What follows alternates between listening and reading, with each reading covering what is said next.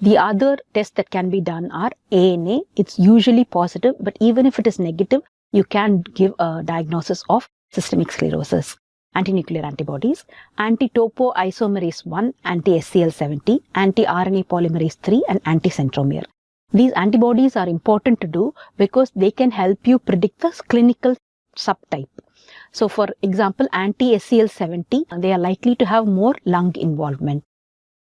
And anti-RNA polymerase 3, they are likely to have more diffuse skin involvement.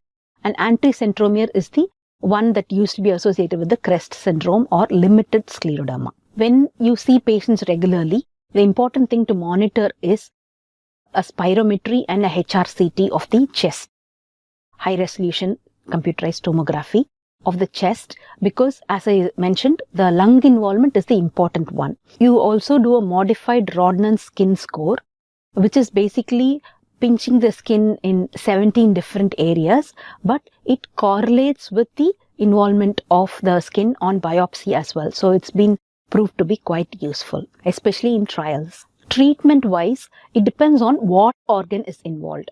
For example, if it's Raynaud's is the main problem, the first advice you give is avoid the cold, which is easier said than done. You do your best to tell the patients they could do whatever they can to avoid the cold, because that's a precipitant, and extreme emotion is also a precipitant. Apart from that, the drugs that we can use are calcium channel blockers. They have been proved to be of some help.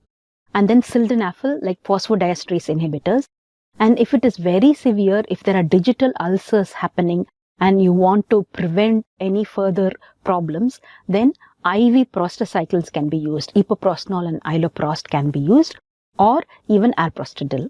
The GTN patches can be used for local vasodilation. ACE inhibitors are used for renal crisis. Cyclophosphamide has been shown to be useful in decreasing progression. It does not actually reverse, but if without cyclophosphamide, the patient's interstitial fibrosis will progress. This decreases the progression. This was found in Scleroderma lung study 1.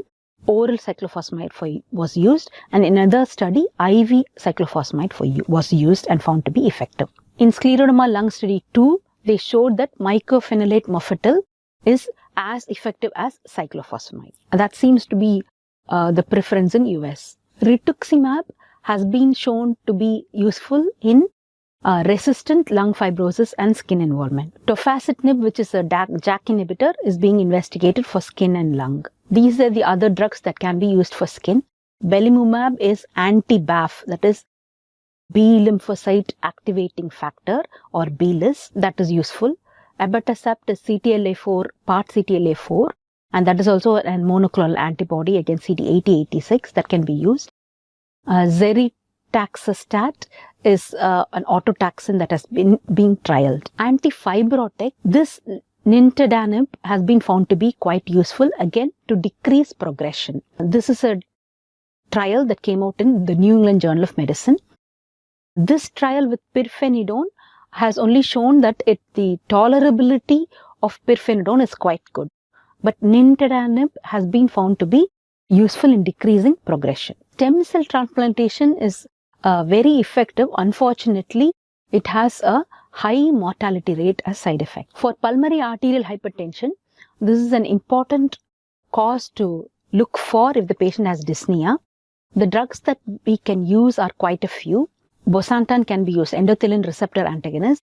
Sildenafil is being used. Ambrisentan and tadalafil in combination due to this trial. And then macitentan has been used. You can give prostacyclin analogs as we did for severe Raynaud's. This is also a vascular problem, so it can be given for vasodilation.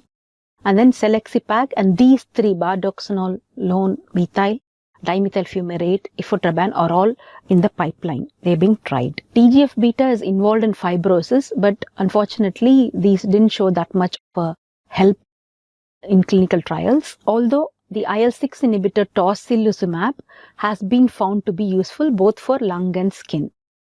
These are other drugs that are being used. This one did not show any effect. The primary endpoint was not met in this trial.